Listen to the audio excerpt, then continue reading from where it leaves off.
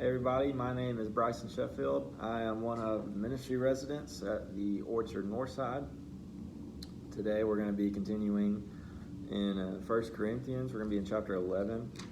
I'm not going to read the whole thing. I'm just going to focus on a couple chapters, one at the beginning, one kind of in the middle. And I'm just going to jump right into it. So chapter 11 verse 2 says, I'm so glad that you always keep me in your thoughts and that you are following the teachings I've passed on to you. So Paul's giving him props, kind of bragging on him for a little bit, but then it quickly turns. In verse 17 he says, but in the following instructions I cannot praise you, for it sounds as if more harm than good is done when you meet together. First I hear that there are divisions among you when you meet as a church, and to some extent I believe it. So there are a few examples that I think about when I think about the idea of people just, when they want to gather together for better and then it ends up being worse. First thing that came to my mind was, have you ever been at a family gathering celebrating like a holiday or somebody's birthday, and everybody shows up with casseroles and desserts, and then you're having a good time until somewhere somebody starts crying, somebody starts yelling or fighting over something silly. And then what was supposed to be a good evening, you're celebrating and you're seeing people that you don't get to see all the time that you're related to, ends up becoming one you quickly want to forget, right? Maybe my family's the only one like that. Maybe y'all's is perfect and that doesn't happen. I don't know. I've only had that happen a couple of times. But or maybe you work somewhere and you're all supposed to be pulling in the same direction for the betterment of, everyone involved, and you want to all be successful. You want your business to be successful. But there are just days where I'm sure you have people that you work with that you would never hang around or associate with if they didn't do the same job you did. And there are just days where you show up to collect a paycheck to make the place you're employed a better place, to build up the brand and be successful, and you end up making it worse for whatever reason.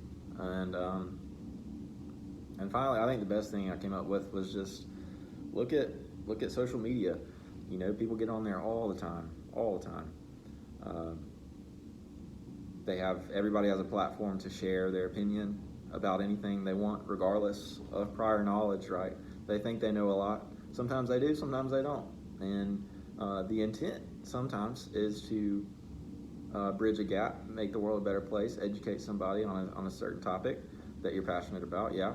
But I think far too often people's minds don't get changed, and it just becomes this argumentative place where hatred is just brewed, and then that gap is further divided, and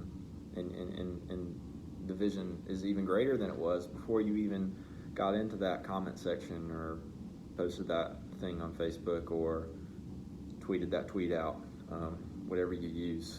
I know it happens all the time, and that you've seen it. We come, when we gather together, we a lot of times have intent to make it better, and just sometimes we make it worse.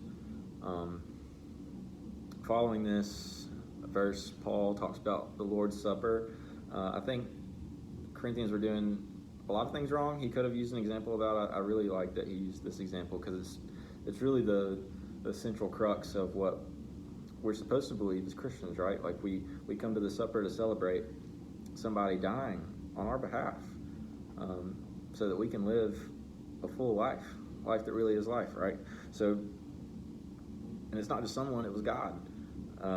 So when we come, what the Corinthians were doing, we're coming with this individualistic mindset. They're doing it selfishly. Their hearts weren't really in it. And when they were coming together, even as a church, this happens in all contexts. They're making it worse. They're doing more harm than good. And the reason this is so important is, if we are to be Christians living in the world, we have to be people that come together. This is what Paul's trying to get to them. We have to be people that when we come together, we make things better. Simply put, no ifs, ands, or buts. We just have to make things better. Whatever that means for you, we just got to figure it out. It doesn't mean we get it right all the time. We definitely don't.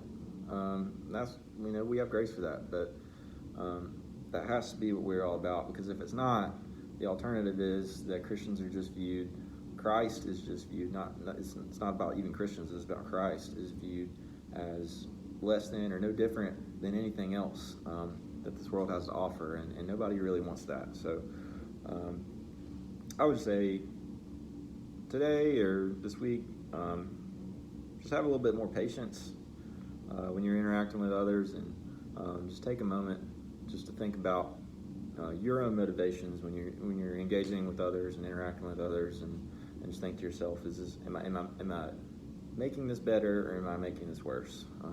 So I'll just leave all of that. All I gotta say. I will see y'all next time.